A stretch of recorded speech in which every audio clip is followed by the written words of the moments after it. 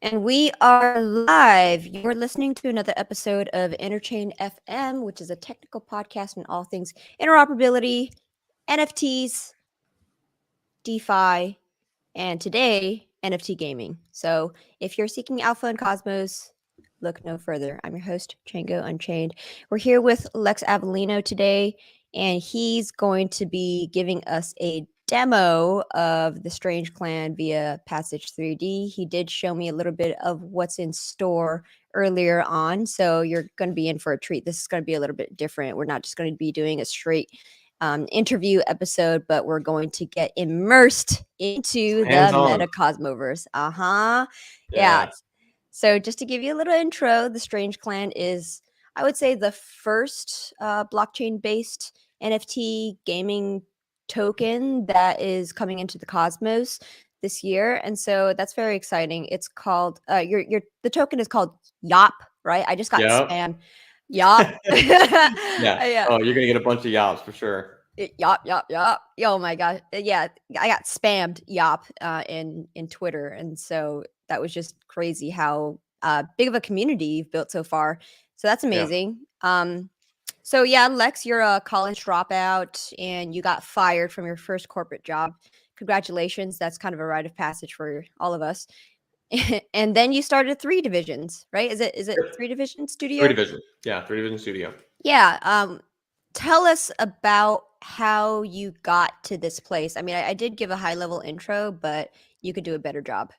Yeah, absolutely. So, I mean, it was really interesting. I got into the technology space. I've been working in like 2D design for a long time. Did a lot of graphic design, art, and design. Did some like illustration work for a while, and that eventually led me into the 3D space, which was just a little bit more tech heavy than your typical 2D design, rendering, lighting, working in Blender and doing different types of animation work, VFX work.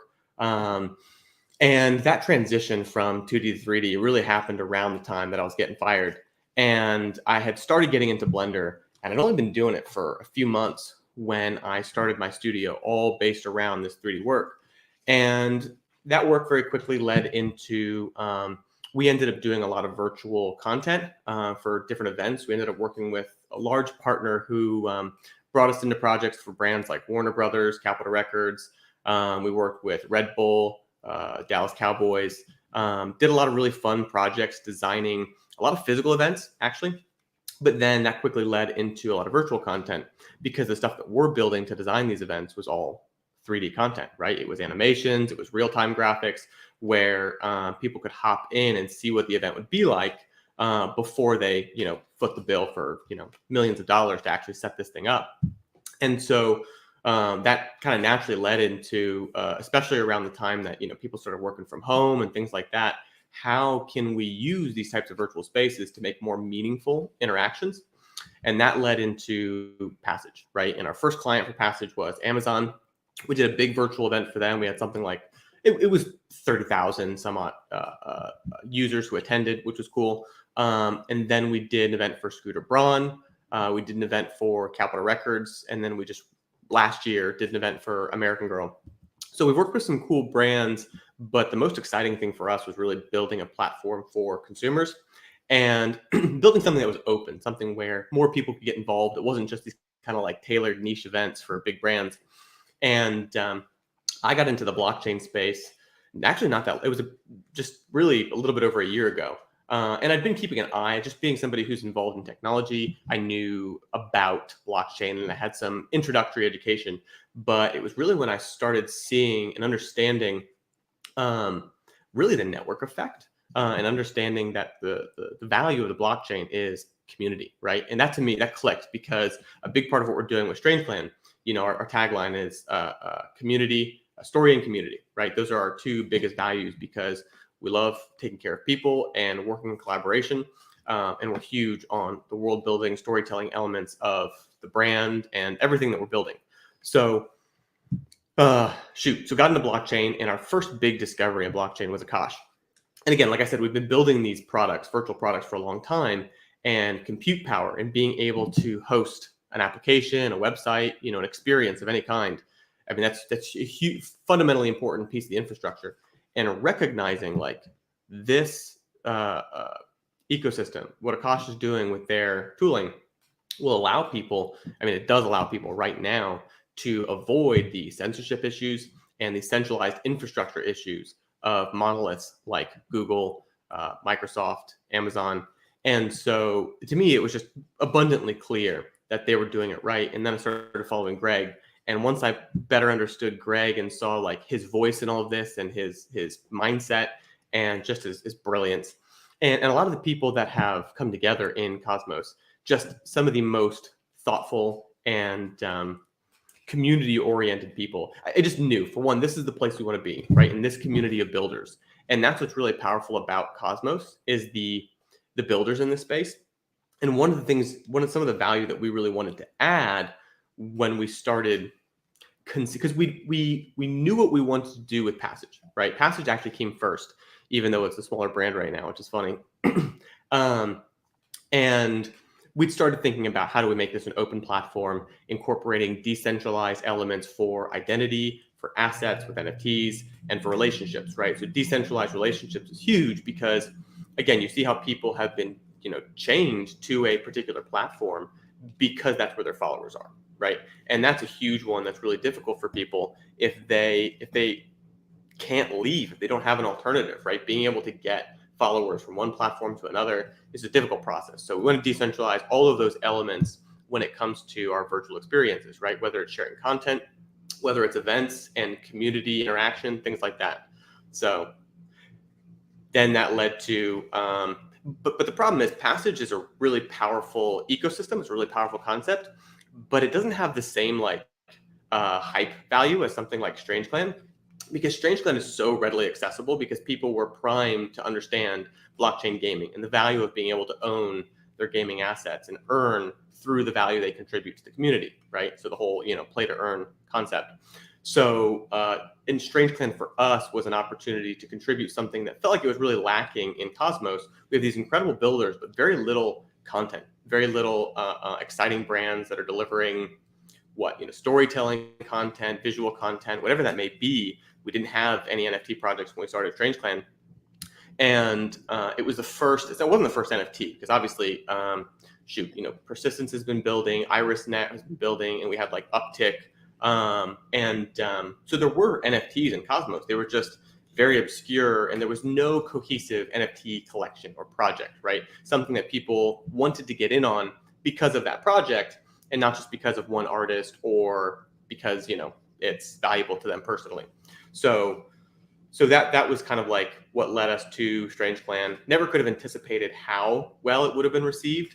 But that's really helped people to see the opportunity for Passage as a bigger platform, because when they see the opportunity with StrangeClan, that they already believe in the ecosystem of Cosmos, so naturally it needs to have the same types of opportunities as other blockchain ecosystems. We need collectible assets. We need to be able to own digital assets in the space. So NFTs are important, and of course everybody's excited about the gaming elements of that. But then being able to see, and this can become more accessible. We can remove the barriers to entry for new users if it's a streaming experience, right? Because the beauty of Passage is that it takes, this heavy, beautiful and immersive, but really dense Unreal Engine game like StrangeClan, and it makes it accessible through streaming, right? Somebody can just hop into a link and get into the gaming experience without ever having to download a huge 80 gigabyte, game, or have to, have a machine like this that's, prohibitive in terms for so many reasons, right? Just like the technical knowledge you need to have, the money you've got to front. So we're trying to make these experiences more accessible, and that's a big part of what Passage is doing. Understood. I do like the vision that you have, and especially when you mention Greg, I want to go back to this idea of the decentralized web, or people are using the buzzword Web3 right now, but Right. really it's just, the buzzword Web3 is kind of exclusive of what kind of infrastructures needs are required in order to enable higher level apps that are currently being called Web3 to actually be Web3. And so stuff like Akash, in conjunction with decentralized identity, like decentralized names, like on Handshake, and decentralized storage. All of that is supposed to work together as a system of Right. protocols that's going to enable something like Strange Clan to really effectively be this decentralized, gaming story that it wants to be. Yep. So Yeah, I'm that's so huge. glad that you see that. No, it's absolutely huge because here's the problem right now. Web3 is awesome. I love Web3, but Web3 is 90% Web2, right? And if any one of these Jenga blocks is Yeah. pulled out, if Amazon cuts off your servers, Uniswap, right? Like, I mean, some of the biggest decentralized applications right now are hosted entirely on Amazon. It's like, if at any point the government or just Amazon itself decides like they want to target these entities, good luck trying to get users to interact directly through your smart contract. Like, people need a UI, they need a front end, right? And so, you know, um, that's why it's so important to have these elements in place, because one, to make it more accessible, to make these things truly decentralized, we need the whole Web3 stack, right? And yeah, you know, Web2, again, there's important paradigms coming out of that into Web3. So sometimes people don't understand the concept and it's like, no, it's an NFT, it's Web3. It's like, nah, well, it's not if it's on real. OpenSea, Yeah. I hate to burst OpenSea's your bubble, hosted on but Amazon. Yeah. a lot of centralized garbage there. And again, dude, we love centralized garbage. Like, we've been eating that for the last, who knows how long, right? Like, this stuff has gotten us to where we are, and we can't, neglect that. If we want to build quality experiences, yeah, we're going to have to be propped up on Web2 infrastructure as we transition, right? Exactly. It's going to be a phase, and so, it's like, I don't want to harsh on people too hard, because I get it. I get where we're at, but we need to be looking for opportunities to transition. And most importantly, supporting the builders who are creating those opportunities to create security, to create independence, to create, just giving us a better opportunity to truly be decentralized. So, given that, when you demoed me Passage just before the show, you set up a server.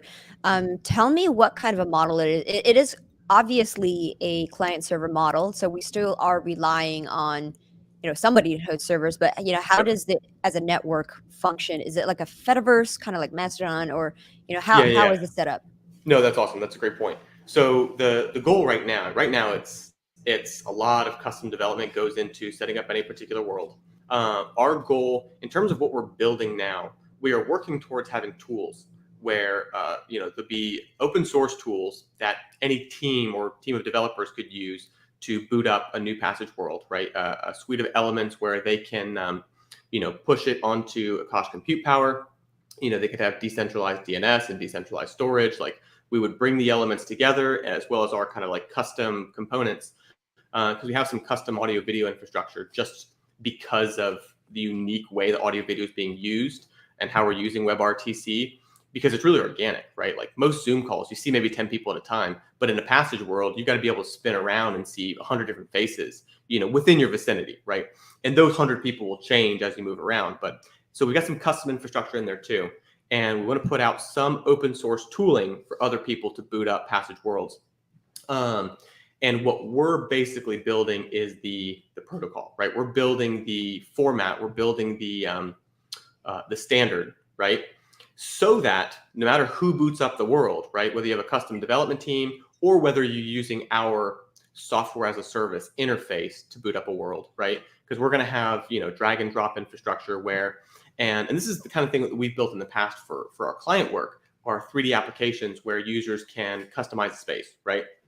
Add NFTs into the mix. And now we're taking the Passage marketplace, which will have a rich selection of 3D NFTs from a lot of our AAA game development partners. And you'll be able to drag and drop to build a remote workplace, to build an event or a community center, or to build some type of game experience for your audience. And so the goal is to have a range of accessibility where your average designer or consumer can drag and drop a world together and click a couple options and have a viable decentralized space, right? And the space will be powered by the Passage token, which will allow people to very easily fund compute power to Akash, right? And we're eagerly waiting on GPU compute from Akash, which will allow us to connect a lot of the dots on this, because right now we're supplementing with GPUs from Amazon. So that's our little a little hint of centralized garbage that makes everything work. And the shoot, where was I going? So the goal is you have all these passage worlds and people who can build them at different levels, right? Developers who can build from an API and an SDK, or consumers who can build these from a software as a service interface, right? And again, accessibility is super key. We don't want to limit anybody's ability to create a new, unique world with a diverse a selection of consumer contributed content in the 3D marketplace, right? And but then inherently, by using our system to build these, users would be able to bring different assets across passage worlds and ultimately into other IBC experiences as those develop, right? We still have to see what that looks like and how we create those compatibilities. Even compatibilities for NFTs across IBC chains is still, what exactly does that look like for royalties and things like, we're figuring those things out, and that's fine. We are the most collaborative ecosystem out there, and we'll make it work. We're talking to the awesome peeps at Stargaze and things like that to really tie all these things together and make sure that this all is a collaborative, growth-based community with very little competition. We're all trying to build, unique spins to add value to the community. But then you could bring your assets across different passage experiences. You could bring your relationships across different experiences. And also your identity, right? The things that are connected to you, whether it's, personal information or other things like that you could allow access to based off of whatever experience you're hopping into, whether it's, a music event that you're going into. We have some really exciting immersive 3D experiences that we're building with some like big name talent. People have been tuning into the Strange Clan Discord and Passage Discord. We've dropped a little bit of alpha on some of the people that we're working with. But there's a lot of cool stuff in the works. So you might attend a conference or attend a performance, and then the next day, hop into your virtual workspace with your team, right? We use Passage every single day for team meetings for our team. And so that's part of the beauty of what we're building, is that it's beyond just the typical crypto utilities, right? This is not going to ebb and flow with the crypto markets, because we have a really interesting source of applications that are really separate and divorced from the crypto market. So remote work is a huge one that we're onboarding clients for, and obviously gaming as well. But then events is something we've been doing since before we even started to incorporate the blockchain elements with Capitol Records, Amazon, yeah. Very fun. So can you take us into the Passage world, please? Let's do it. Sir, so I'm going to share my screen. Let's do it.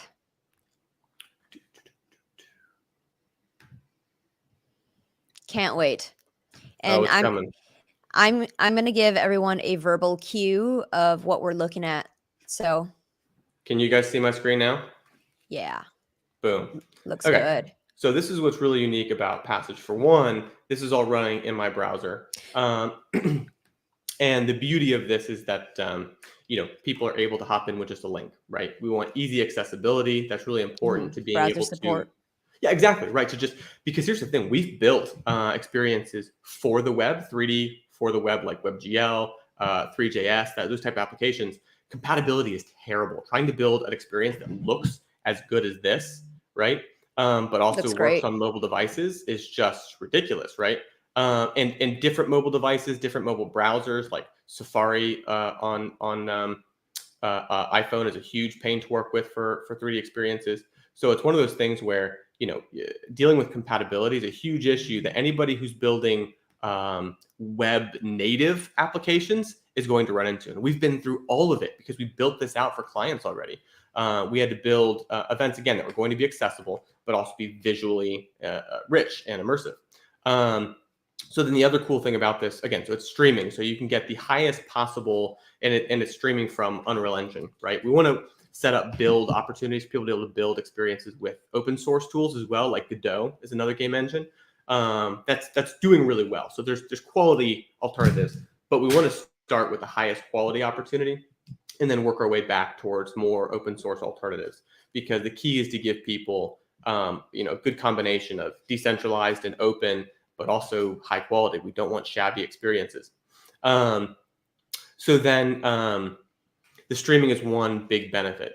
Being able to access any device. This works just as easily on a mobile device as it does on a desktop, laptop, your old iPad, whatever. And then also one of the big benefits is the audio video experience, right? So it's immersive because ultimately when somebody's in here, when you were in here before, and we'll do a little session after the live stream and record it for socials and stuff for people to be able to see what it looks like, to see other people in here. But the beauty is, go ahead. Oh, I was going to say it'll get added to the video of the my YouTube channel, so we're going to edit the live Beautiful. stream video and add to it. Heck yeah. So, but the beauty of this is that when people come in here, you can see people moving around, right? So my video feed is in the space, right? And when somebody, turns in the space to look at you, you can see that they're looking at you. You get these kind of organic cues that you don't get from a typical 2D flat Zoom experience where you got 10 people on the page and it's like, who's looking at who? Like, there's no real sense of, space, no real sense of attention or like body cues. And so, in a space like this where you're in 3 dimensions, you can always tell who's near you. And so who you might be talking to based off of who you're facing.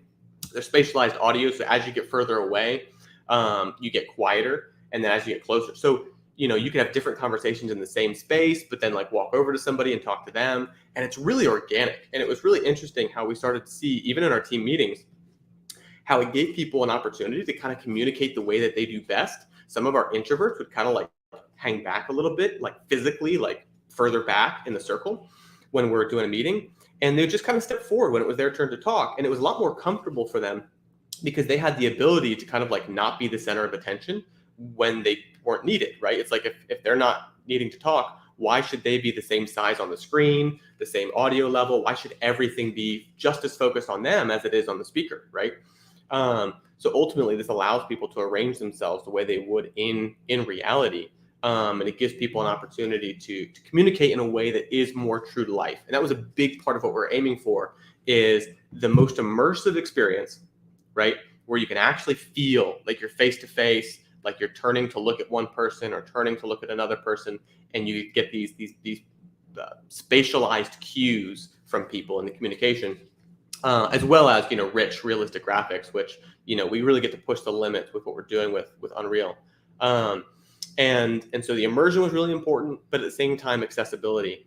And there isn't any other experience right now where you have as impactful a combination of those two things, where you have both the immersiveness and the accessibility, because you can just hop into this through a link, right? You try and download a game like this to your computer, and for one, you got to have a big old machine to run it, but two, you also have to it's going to be like 80 gigabytes, right? It's an investment in time just to get that thing onto your machine before you even know if you actually want that experience or if that's the game you want to play. So this really breaks down a lot of barriers, especially in a space like Web3 that is inherently hard to get into, where there are a lot of technological barriers, and it makes what we want is to drive adoption to mainstream users for really innovative experiences like virtual events and conferences and conventions, performances and things like that, driving non-crypto users into the crypto space. Amazing. So just to give our audio listeners an audio cue of what we're seeing in the visual side, this looks like a virtual world that resembles Bali a little bit. The texture is and the roof of these buildings, it looks like it's made out of bamboo, and the roof looks like it's made out of some sort of grass, that could be turned into roofing for a house. And then we've got grass. It looks like this little village that we're walking through here is in the middle of Middle Earth, and so it's very fairy tale like and very gorgeous. This is a concept world for Strange Clan, and this isn't a final level design, but this is something that we built to start to test out different game functionality, and to work through early prototypes of the game. So this is literally the world that we've been cultivating for Strange Clan, and I'm able to get into it through just a link. We've actually had community members from the Strange Clan community hop into this space with us to do Q&As, and just to get a feel for the space. We're going to be doing more of that stuff too. It's been busy. We've been hustling, but it's really cool because it's extremely accessible. Nobody had to download any new hardware or software. Download hardware. Nobody had to download anything new. Nobody had to upgrade their PC just to be able to hop into an experience with us, even in kind of this large immersive space. So. And where does the YAWP token come in, and where do NFTs come in? Yeah, absolutely. So for one, just let me know when you stop sharing my screen. But the YAWP token, so there's kind of a timeline here that's been cultivated over the last couple of months. And basically what's happening is we're going to be launching the Passage Marketplace very soon. And that's going to have, at first, just the Strange Clan collection of NFTs. And really, it's only half of the collection because we've only released Town 1 out of 2 towns. And so the marketplace is going to launch. And then shortly, we're targeting the next couple month or so here. I'm being intentionally vague because we have a range of time. We have a target date for the Passage token. That's the next token that we're launching for the Passage platform, and that's going to be the main place that people can get in on really a lot of the utility of the Passage network. So that's going to be a good opportunity for people if they're thinking about utility and are interested in being a part of the token or a token in the ecosystem. The YAWP token comes in down the line. So we have the Passage token launch. And then after that, we're going to launch Town 2, which is the second half of the Strange Clan collection. Town 1 sold out collectively in, I think, like less than 2 hours. It was really exciting. And that was 5,000 NFTs. And so we have a lot of people asking about Town 2, but we promised that we would prioritize holders of the Passage token. So we had to wait until we could launch that token. Well, we're setting up our validators now and talking through people with that. We had 200 applicants for validators in like just 3 days, I think. It was really exciting.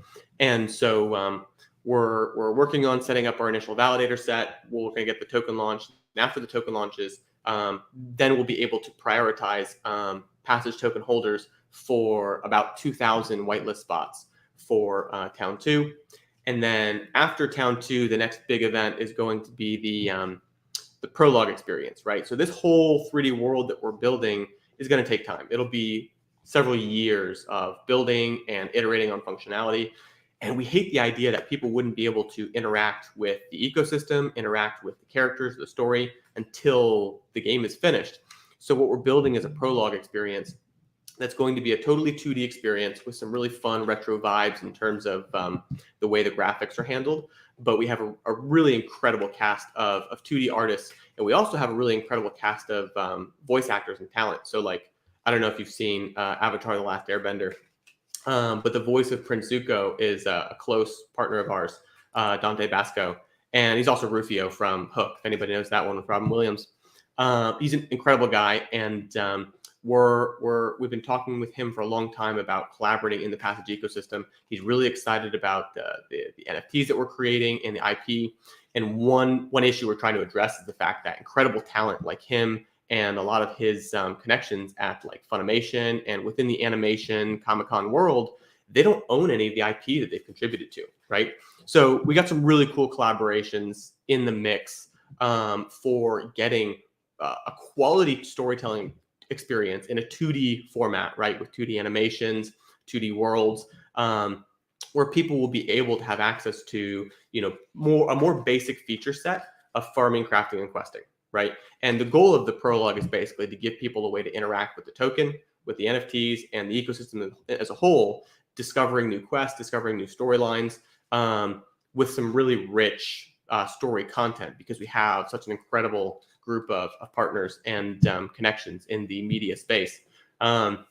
So that's the prologue experience. And when that launches, that's when we'll be launching the YAWP token as well. And the YAWP token will be a fundamental construct of the 3D game, but people will first get introduced to it in the prologue, where they'll be able to farm, quest, craft, and earn YAWP tokens throughout that process. We've talked a little bit about that in the community, and people stay tuned. They'll definitely get alpha on those mechanics and how that's going to work. But again, that's the goal here, is to deliver early value in terms of allowing people to interact with the whole Strange Clan ecosystem. while we're on this longer journey towards the 3D world. So, if in the future I'm in the prologue experience and I am playing to earn, right? So then I earn YAWP tokens. Yep. What then can I do with YAWP tokens? Can I buy NFTs and like give myself a different skin, or like what does it do? Yeah, absolutely. So the YAWP tokens are going to unlock benefits for Strange Clan assets in the game world, right? So you're going to be able to have there will be NFTs in Strange Clan specific collections in the marketplace that, for instance, they might be cheaper if you buy them with YAWP tokens, right? Again, we want the marketplace to be really open. We don't want to be exclusive, like, oh, you got to have this token to buy this thing. But we also live in an IBC world where does it really matter, right? Because you could send me Atom tokens and they can be swapped on the back end for YAWP tokens. So Wait, so we're figuring out exactly hold on. So in the future, I can use Atom and buy in-game products. Oh yeah, absolutely. So the huge feature of the marketplace that we're working on is that Atom is going to be the default currency of the marketplace, right? We're creating kind of like secondary benefits for holding our other tokens. So if you hold passage tokens, you might get access. Well, for one, you're going to have lower fees in the marketplace if you hold passage tokens.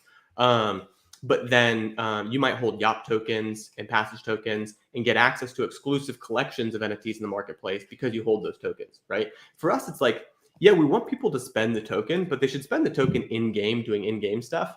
Yeah. The marketplace needs to be open, and it really needs to be Atom-centric because ultimately we live in the cosmos, right? And it's like if OpenSea had like some niche token when they were starting, and that's what they priced everything around, people would come in and be like, I don't really know what that is. I don't know what this price means. There's no real like conversion metric in my head. But when you use ETH, right, that makes sense to everybody. If ETH is the standard token of OpenSea, it's not like people can't list stuff in USDC if they want to, or WETH or whatever.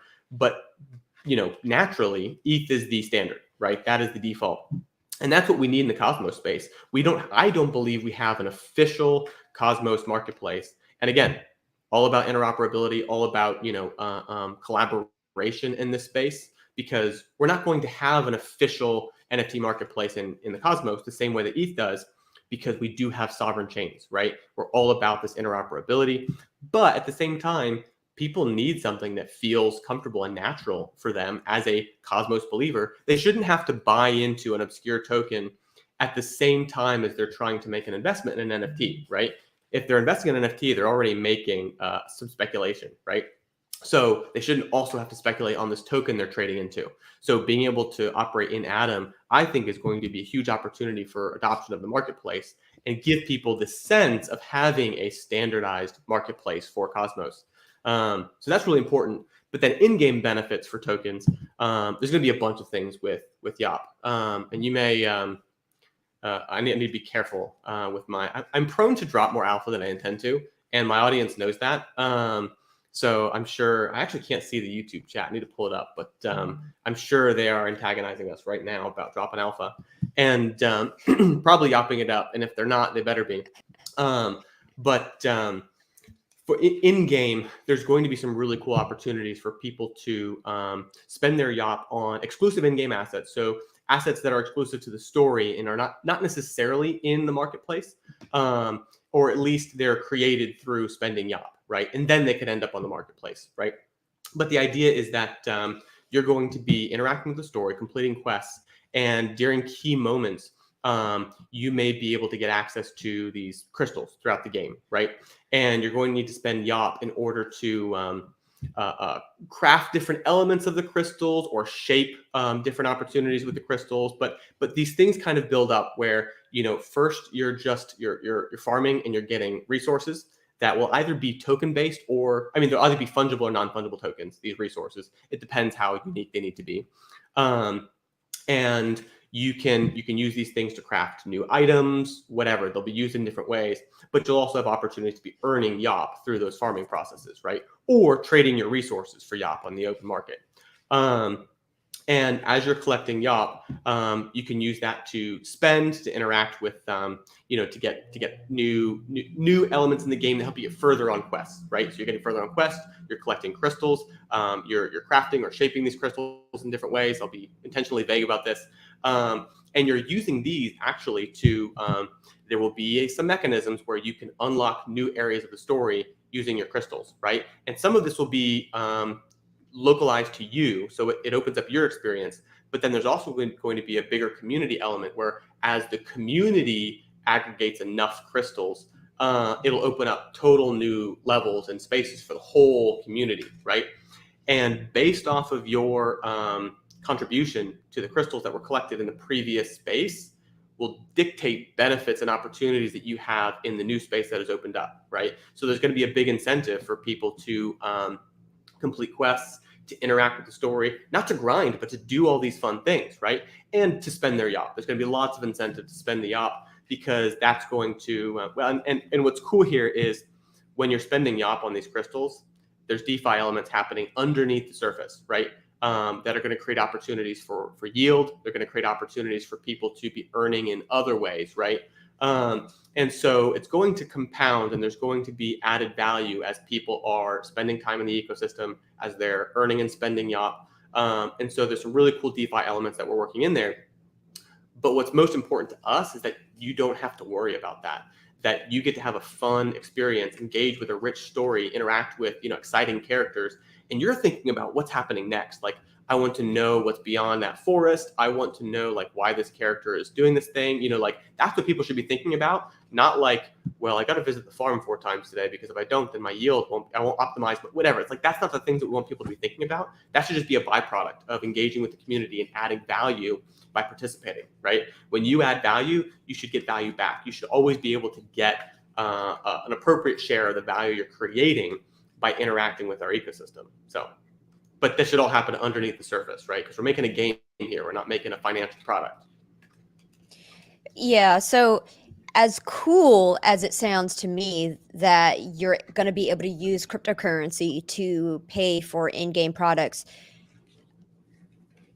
the devil's advocate would say that, okay, let's I know where you're going. Yeah, let's look at how WoW. does it not become pay to win? Right. Is that what you're thinking? Well, yeah, because in WoW, they what Blizzard explicitly says, no using you can't buy gold, right? If you can buy gold with money, then you're able to kind of cheat your way up and buy really really legendary items for not actually having done the farming, right? And so how does that mess with the economics of this game? This is huge. This is fundamental to every to digital ownership as a whole in games, right? Because here's unfortunately the product. What you're saying then, unfortunately, is because if people can't buy items with any token they want, right? Then you're saying that on the other side, people can't sell their items for any token they want. And that means they don't own that asset, right? If they can't actually sell it on an open market for whatever price or currency they might demand, then they don't own it. That's not their asset, right? And so what's really fundamental about this construct, and but they can't sell it in game. For what though? What would they sell it for in-game gold? But then they don't own that gold, right? If they can't get that gold, because here's the thing, and this is really interesting, right? Because then we get really creative about what people can own and what they can't in order to create this kind of artificial economy. And here's what I'll say first off. I totally get what you're going, and this is a huge mechanism that we're dealing with, and it's something we're going to have to vet by the community, right? First and foremost, this is something where we've got an incredible community that's given us tons of, these are hardcore gamers who have been through MMORPGs, classic RPGs. These are people who really know game systems and will give us honest, brutal feedback. So we're super open to that, and that's a process we're going to go through. But here's where we're at right now in terms of our mental process. If you distinguish between in-game gold, right? So let's say YAWP is your in-game gold, right? But does that mean I can't actually sell that? Is it just a number in a centralized database somewhere, right? That doesn't mean anything, right? Because then to me, that steals from the element of decentralization where the value you're creating of this in-game gold versus, real gold, right, you're distinguishing between what you're allowed to own in our ecosystem, right?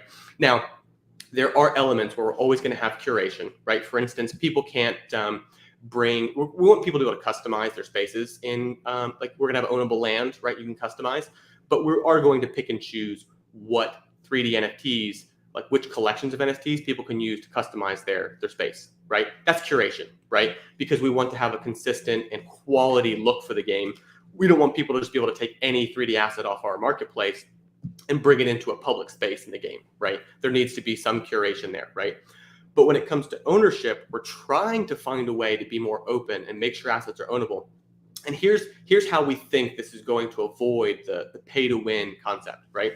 The big difference between, because WoW, you're not buying gold from within the economy. This is why it's pay to win with WoW. If you do something like that, right? You're buying gold from the developers, right? That's like the Matrix where you just make food out of nothing, right? And what we're talking about is an internal ecosystem, not where we say, hey, you can play the game, but if you want to be God and make something out of nothing, we'll give you all the resources you want as long as you pay up that cash, right? That's not what we're saying. What we're saying is if this character does a ton of work and he makes valuable in-game assets, whether it's earning tokens, whether it's creating items, forging items, questing for items, he gets something cool and rare, he should be able to do whatever he wants with those tokens and those items. So they're not paying us for it. That's why it's not pay to win. They're paying somebody else for it who did all the hard work, right? So what's really interesting about this mechanism is we're trying to avoid a world where somebody can avoid hard work and make resources out of nothing. That feels cheap, right? If I have to work hard for it, but you can get it by just paying, right? Well, what's really special about this system is as long as all the value is made by the community, right? Somebody has to work hard for that item. You're not paying us for it. We're not giving it to you out of nothing. You're buying it from another person within the ecosystem. They get to decide what's a fair price for it based off of demand. They get to decide if they even want to sell it, right? And what's really cool about this is that what this means is that nobody can buy that item. It's impossible to buy until somebody works hard for it, right? What that means is because usually what people are concerned about is, well, you just bought it and there's no way for me to get that item unless I just want to shell out cash, right? That's the worst scenario where it's like, well, there's such a big disparity between the people who are willing to just pay money and the people who want to work for it. But what's interesting about this is nobody can buy it until somebody works for it. So it's always the person who works for it who has an advantage and gets it first, right? And they get to decide if they want to sell it. So it's a little bit different than the idea of paying the developers to just bring resources out of nothing, right? It's actually being created out of the hard work of the community, and the community gets to decide what's a fair market price. Should I sell this? Should I trade it for another item? Things like that. So it is complicated, but these are the things that we've been thinking about and trying to prioritize like real ownership. Understood. This is a completely new mental model, and now I understand it a lot better because what we're dealing with in this dynamic is the metaverse, in that we are deliberately melding the virtual world with the real world.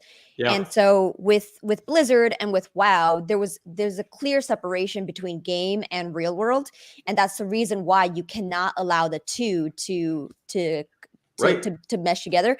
But in this dynamic, we're saying, yes, we're deliberately introducing real world and real person sweat equity into the system, and you're going to be able to reap like actual real world benefits out of it.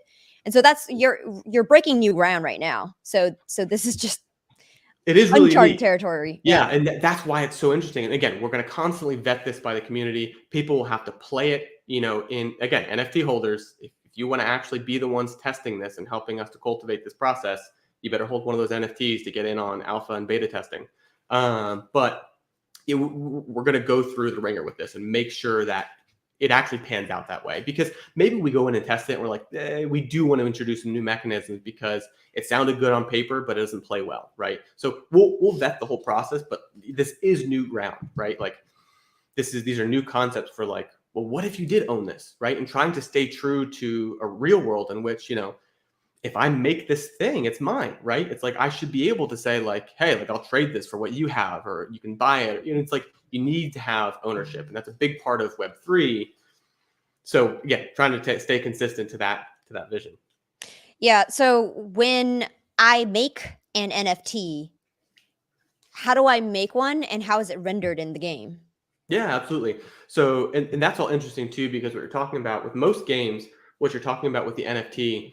So we have our Genesis NFTs. That's one thing, right? Um, I believe from the perspective we're facing now, we're not going to try and sell anybody anything else. The only thing people will ever have to buy outside the game are those Genesis NFTs. And what you're really buying there is the opportunity to be part of our team, part of our community. That's not the typical entrance into the game, right? Those people will 100%. They're all going to get in-game access. Those characters are going to be, how they get into the game. But it's really an exclusive opportunity that the Genesis NFT holders are getting, and it's not the typical model. Ultimately, what we want is to create an easy access point for most people. That'll be different. You won't have the same, benefits. So the Genesis NFT holders are going to have unique opportunities to influence the story, unique exclusive content, exclusive quests and exclusive gear, right? So it's going to be cosmetic. It's not, what we don't want is, well, you're a Genesis NFT holder, so you're better than anybody in terms of game mechanics. It's going to be new opportunities and new content and cosmetic stuff. So they have a fun, rich experience where they get to have a unique influence on the story. But then people coming in later will be able to buy a standard NFT. And we're figuring out exactly what this looks like. But ultimately, what we want is the supply of NFTs to be dictated by the people playing the game, right? So when you're playing the game, you're discovering, over the course of each season, you're discovering new towns, you're discovering new lands and new characters, right? And so it's kind of it's a proof of game, like it's a proof of playtime experience where the number of characters are dictated by the new towns you discover, right? So if you discover a new town, that will unlock, the characters that you discover there. And what's cool is the people who discover those towns and those characters will always get a profit share of those. So those characters will then be available to recruit on the open market, right? I don't like to use the term like sell characters. That seems weird because we're talking about like characters in the game. But you'll be able to recruit those characters on the open market, and the people who discover them will get a share of that, right? So the goal is that the existing users always benefit from new users coming in because they're the one unlocking these characters for them. It also helps to create an openness. We may have like a locked price for those characters, right? And because they're released at set intervals, you might resell them for more than you bought them for. But if you buy them from the release, then the MSRP, right, for the NFTs will be low. We're trying to create low barriers to entry, but the timing in which new people can get in, the rate at which the community grows might be dictated by players. Again, we're still figuring out some of these mechanics and how it actually pans out in reality, but we want to constantly be able to add value to existing players when the audience grows and not dilute the value pool. And we also want, again, to create a mechanic where people aren't just paying us, right? This money should be going to the people who discovered those characters, who discovered that land, right? And being able to really share value with the community, not this kind of like, well, we're going to go around the game ecosystem, pay the developer, and add zero value back into the community pool, right? So that's really our big focus on all these mechanics, is thinking about how can the people who are creating the community, right? They are the voices, they are the hands and feet in the world. They're creating the value that exists in the game. We'll make the content, but really it's the people in the game that add so much value to the experience that they need to be the ones who are rewarded, and value needs to go back to the community whenever new people come in, whenever there's new opportunities to spend in and around the ecosystem. All right. So what you've effectively got is an open source way of contributing to building out this game together with you. Is that Yeah, what I'm absolutely. understanding? Okay. Absolutely. There will be a lot of unique ways that people can get involved. Obviously, we're going to curate content. We're going to create quests. It's going to be very intentional. There needs to be a good balance of curation and creation on the team side. to make sure that it's a fun experience no matter what, whether you've got a buddy to play with, whether you've got friends to play with. It should be fun to play all by yourself. But at the same time, we know how much value a community adds to the experience. And so we want to make sure that people have the opportunity to contribute that value by being involved and being engaged, but also the opportunity to be rewarded when they contribute value. Well, when you say play by yourself, is this a sandbox game? What do you mean? Like, do I level up? How do I play by myself? Yeah, it's farming, crafting, questing, right? So I mean, shoot, To everything level up? from it's everything from RuneScape to Divinity Original Sin. There's probably a bunch of games I've mentioned to the community a million times that are kind of like some of the archetypes that I think about for really classic and reliable open world RPG systems, right? We're trying to make something that is very open, where people have the opportunity, hey, if what you love is just killing monsters, right? You go and buy some gear from your buddy or from somebody in the marketplace, and you go out and you quest, right? And you go kill a bunch of monsters, right? You do that, right? Meanwhile, you have somebody else who like, no, I love farming. Like, I love making these little fields and stuff and growing stuff and going out into the forest and foraging for rare mushrooms and herbs. Like, that's my jam. And he's over here, vibing to his music, and that's what he's doing, right? And maybe you're doing it with friends. We have a lot of co-op functionality that we're building out where as you're farming, you can add value by doing it together, right? And so there's going to be mechanics where, like, you're spotting and marking trees that, like, some people will have like detective oriented skills where they have insight, so they can see which trees are going to be produce more wood or produce the type of wood that you need, and they'll mark them, and you're following behind because you're the big burly man type, and you're just swinging the axe to chop down the trees. Maybe you're dual wielding axes. And so creating new co-op mechanics where people aren't just doing the same thing together, but actually collaborating on a function together. Or imagine like you've got a spellcaster who's casting, he's doing some type of fun process to cast an aura that lets the herbalist find rare herbs, right? That would be invisible otherwise. So you've got two people who have to work in tandem, not doing the exact same thing, but actually doing complementary tasks.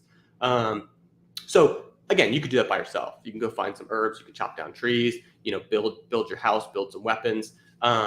And the person who's creating gets to sell to the person who loves to quest, right? If you like to do all of it, yeah, then just go do it. Farm, then craft, then quest, right? Go for it. But you have some people, it's like, I just like to farm and craft, right? And they're going to be selling a lot of the items they produce to the people who just like to quest, right? And you get all sorts of variations. And that's what's going to create this openness and this collaboration. People get to focus on the part of the game that they want, whether it's just soloing, or whether it's doing it with one buddy or with a party, right? We want to create this range of involvement that people can have.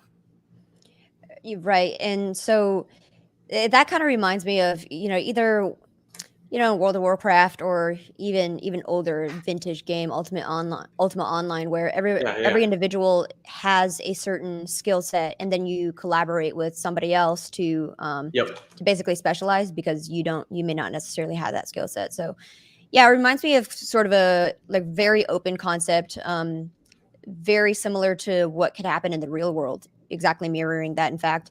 But if I were a game developer and I wanted to create a mod, for example, if I wanted to create Dota, can I do that? Can I create like an RTS game out of Passage? What's the latitude of Passage? That's really interesting, because okay, we've had people come to us and be like, oh, we want to do a collaboration with Strange Clan. Like, can you put our NFT into your world? And I'm like, I mean, yeah, we could find a spot in the functionality that's more like playful and creative and open. But at the same time, we're trying to create a vibe. Like, we're trying to create a story, right? We're trying to create, and we've already released really cool storytelling elements into the community. We've done some fun like Discord questing, and created initiatives for people to get involved and interact with the story in a primitive way within the social elements of the community. And so story is really big for us. So like, we don't necessarily want, again, that's where the curation comes in. We're trying to cultivate a really strong, compelling, emotionally involved story that drives people to get involved, to engage, and to feel invested when they're influencing the big picture of the community, right? So if somebody could just kind of like mod the experience or change things, like, that doesn't necessarily add value, because we are trying to create something intentional. But at the same time, all the Strange Clan assets, the characters. The characters are interesting because those are going to be owned by the players. So you may not have access to the 3D models for the characters, but the owner of that NFT will have access to those 3D models, right? But for like the buildings and stuff like that we contribute to the marketplace as a team, those will all be open, right? So if you wanted to boot up a new Passage world, drag in all of our Strange Clan assets, right? Like the levels, the buildings, the items, you can do that, right? And there will be like fun little, like kind of like a stock image library. You can use it that way and just pay like, a couple bucks to use these in your world. And then you can set up different mechanics. You could pull in different items as well to like create this kind of aggregate world. You could upload your own 3D assets to Marketplace and pull those into a Passage world and set up different mechanics and basically spin off the Strange Clan experience in whatever way you want in a new Passage world, right? There might be limited ways that people could actually modify or change the official Strange Clan world, but there's going to be almost no limitations on what you could do for a derivative world for your own community, right? We really want that to be open when it comes to building a new Strange Clan world. You've got access to all the NFTs in the marketplace, right? And you could limit if you're building a world, you could decide like, for our community members, I want to limit which collections they can use from the marketplace based off of what you're curating from your world. But then they could just go and build their own world. It's just, we want to make that element be really open and the world creation process to be really open, while at the same time allowing each world builder, including, the Strange Clan team, to be able to define what the experience should be like within their world. Okay, and so if I could build a derivative world, and let's say I want to create a Final Fantasy world that's based off of Final Fantasy VII, would I be able to do that? And what are the trademark laws around that if let's say I'm violating some trademarks using Passage 3D? Yeah, totally. So I mean, we're going to have to curate the marketplace, right, for illegal content. Somebody uploads illegal content to the marketplace, we've got to find a reasonable mechanism, right, on the front end to limit people doing that so that we don't get in hot water, right? Now, there could come a time when we're able to create a totally decentralized marketplace that's run by a DAO, whatever. But again, when we talk about bridging from Web 2 constructs to Web 3 constructs, we're also in this big process of bridging from centralized, constructs to decentralized constructs, right? And so we have an LLC, right? We've got a bunch of people with targets on their back if we, allow people to do things that aren't within our legal framework, right? So we may get to a place where there's more freedom, more creativity, more openness. But for the marketplace as it stands now, like, we're going to have to limit illegal content. But that said, again, a lot of the tools that we're building, if you have people who are more savvy, right, and you have, a developer buddy or whatever, the tools that we're using are going to be open source, right? So there's a way that you could potentially create a Passage world using our tools and our frameworks, right? That's still compatible with the other Passage worlds, but we have no control over it, right? You used our tools that are open source, right? You can just grab the source code, and you built your own world that's running on decentralized compute and Akash. What are we going to do about it, right? So to that extent, yeah, we're going to be facilitating people potentially doing, janky stuff. But ultimately, the services that we offer, like the marketplace, will be curated, right? We're trying to create a fun, inviting, safe place for people to operate in an open way and to own their assets, within the United States legal framework, right? But at the same time, we're also trying to be open with the resources that we have and the tools that we have. So, people have the opportunity to build whatever their heart desires if they have those abilities and those resources. Got it. Okay. So we're going to take a few questions from the audience. There seems to be a lot of comments, and so I need to filter through them and, just ask the key ones. So Samit asks, what makes Strange Clan different compared to all these other blockchain-based games popping up left and right, especially in combination with Passage 3D? Yeah, accessibility. So from the Passage 3D side, it adds a layer of accessibility that just doesn't exist anywhere else. I mean, try to find a game or a virtual experience of any kind that offers the immersion that we do with passage experiences and also the accessibility. It doesn't exist right now. You've got Decentraland, you've got Sandbox, cool experiences. But at the same time, DeFi Kingdoms has like 100 times more users than Sandbox because there's actually something to do there, right? Even though Sandbox is just DeFi Kingdom is just a 2D experience, right? Basically DeFi with a cool skin on it. So those kind of like what we're seeing as the major constructs of the metaverse right now, Sandbox, Decentraland, what's the other one? What is it called? It's the Somnium Space. Yeah, it's another big one. And I mean, I've seen them, I've been in them, and I understand the technology because we've been building in this space forever, right? A lot of this stuff is WebGL, right? It's running in the browser. There's going to be limited mobile compatibility. You're going to have to download dedicated apps to be able to get more functionality. There's a lot of barriers to entry in these systems, or there's huge limitations in the functionality that they can offer, right? Level of graphics, style of graphics, size of the space, number of players. There's all these things where we're trying to take away the limitations while at the same time making it super accessible. That's what Passage 3D does. Strange Clan as a game, I mean, you probably heard it here. I mean, our mindset is a lot different than a lot of these other blockchain-based games. We're looking to support the community and the owners, right? We're looking to have less of this, going around the community to drive value to the team, and more of this driving value into the community, right? And we're only extracting the value we need to continue to contribute and to continue to build, right?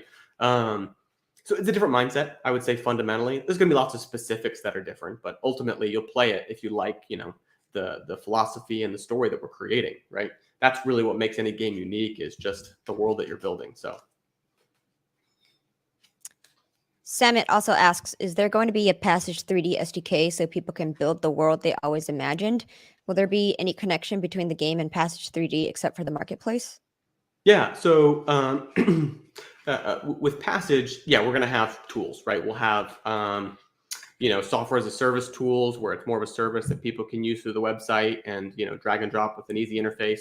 And then we'll have open source tools that people can use, that developers could use to make more things and add custom functionality or whatever. So yeah, there would be very open tools. That's what our goal is. And then in terms of the connection between the Strange Clan game and Passage, I mean, it's built on that infrastructure, right? So it's going to have all the Passage core functionality, which includes streaming, IBC blockchain functionality for interoperable identity, assets, and relationships, and then the unique audio video infrastructure that we have. So really cool, fun, immersive communication tools within the Strange Clan world.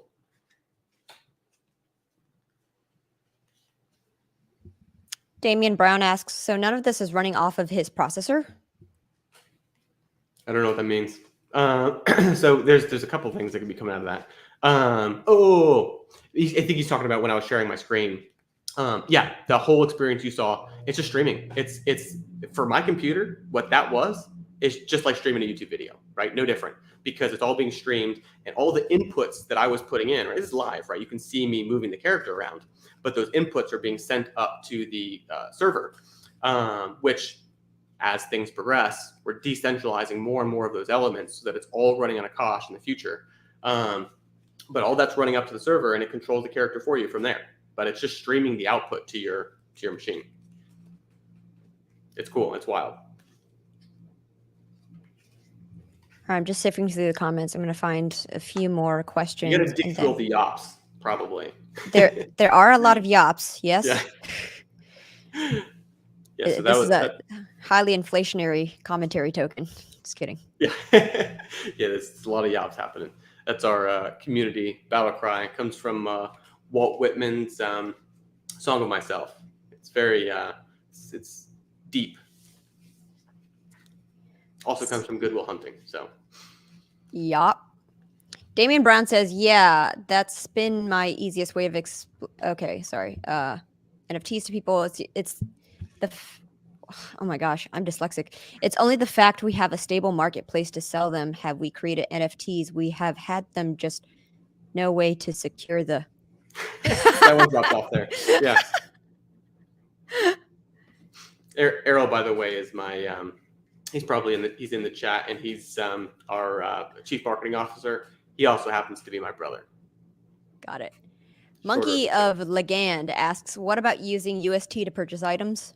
Yeah, totally. I mean, here's the thing, right? Like, if we create an open marketplace on IBC, you know, you can define what the user experience is. I would like everything to show up in Atom, right? But then the user should be able to define what currencies they're willing to accept, right?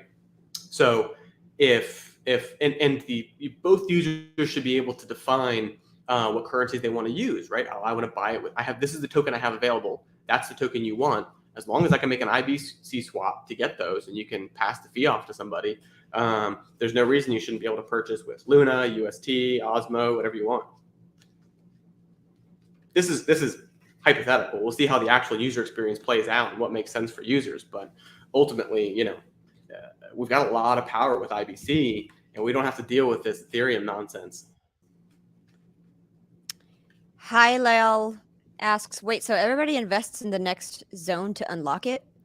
That's the concept right now. There's going to be, localized efforts where you're building your character and unlocking story elements on your side, but then also community efforts where everybody's contributing to unlock, new stages, new seasons of content. And then the people who contribute the most have unique opportunities in that new space, right? The goal is that it incentivizes people to be involved, but at the same time, there's no penalty for not being involved. You're still going to get access to that space. You'll still be able to complete all the main storyline quests and be able to get involved, get access to new resources in that space and farm.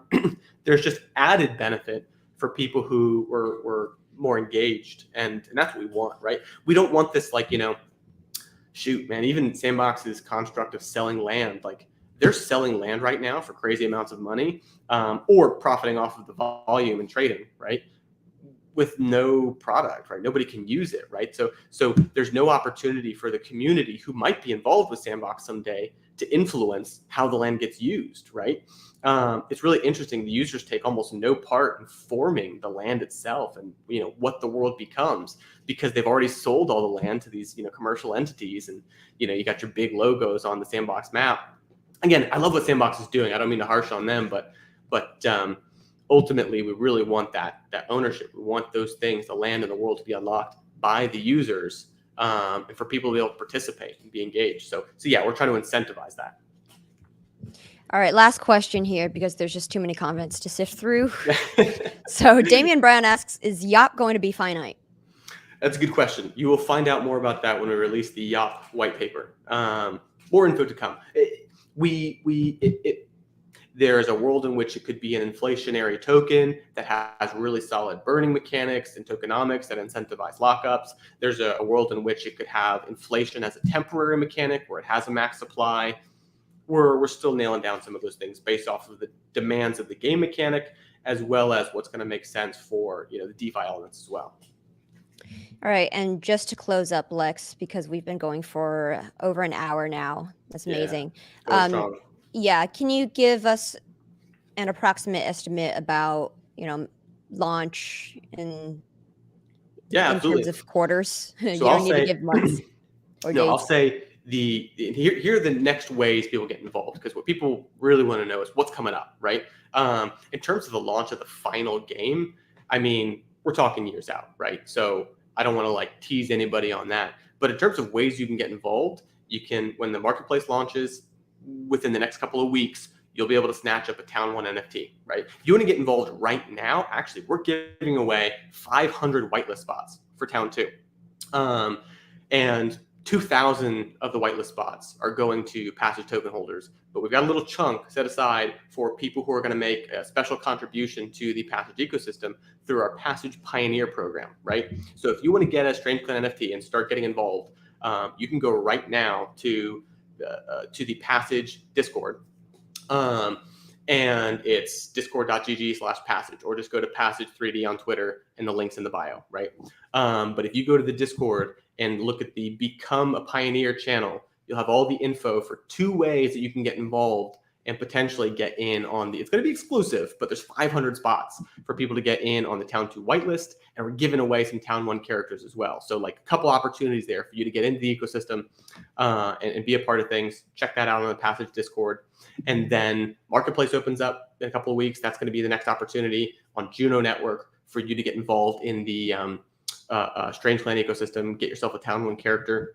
And then after that, we've got the token launch in the next month or so. That's going to be another way to get involved. And if you're holding if you don't get a whitelist spot now, but you're holding passage tokens, roughly 3,000 passage tokens, you will have priority access to the whitelist spots for Town 2 after the token launch. So Town 2 launches, and then we're moving quickly towards the prologue experience. And that's where you're going to be able to get involved in the storytelling, get in the DeFi opportunities, and start playing around. Exciting. So tell me this, Lex. Yeah. When it launches, is there going to be deck support? Osmosis. Oh, are you kidding me? We're talking with John Patton right now, having some awesome conversations. He's got brilliant ideas in terms of, I mean, you've seen what he's done with Treasure NFT. I mean, the man is just absolutely brilliant. So we're working with the Osmosis marketing DAO, and we're one of our we've got some moderators who are also key players in the Osmosis Discord, and we got a lot of incredible connections with the Osmosis team. Talk to Sunny about some of these things, and we'll definitely be collaborating with them. Really exciting. They've been super supportive of everything that we're doing. No, it's not like an official partnership or anything, but you'll see. Yeah, we definitely want to be positioned on the most incredible decks in the Cosmos ecosystem. Absolutely.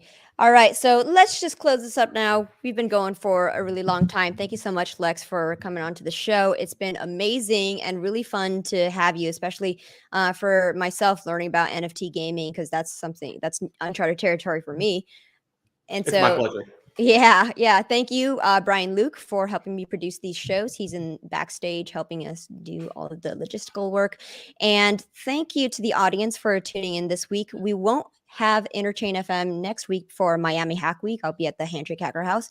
But we'll come back to the following week where Eric Chen of Injective Labs is going to be joining us for part 2, where he's going to be dropping some alpha on options and futures and derivatives markets that's coming to Cosmos. So that's really exciting. We're going back to DeFi.